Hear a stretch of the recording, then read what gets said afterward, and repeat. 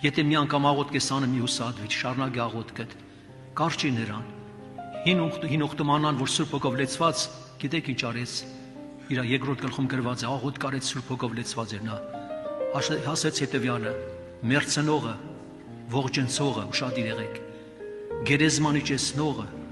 վերհանողը, ցածրացնողը, բարձրացնողը, աղքատացնողը, հարստացողը Տերն է։ Օրերը ժամանակները մարդու ձեռքի մեջ չեն, ուշադիր եղեք։ Օրերը ժամանակները մարդու ձեռքի մեջ չեն։ Աստված մարդու կյանքը թեզի չափ է դրել, չի կարող սահման անցնել։ Ես դրա համար խնդրում եմ ձեզի, բոլորիս հետ էլ լինում են դժվարություններ, լինում են հիվանդություններ, ընտանեկան խնդիրներ, եղբայրներ, քույրեր, մանավանդ որ ձեր ընտանիքում անապաշխար ամուսներ կան, կանայք կան,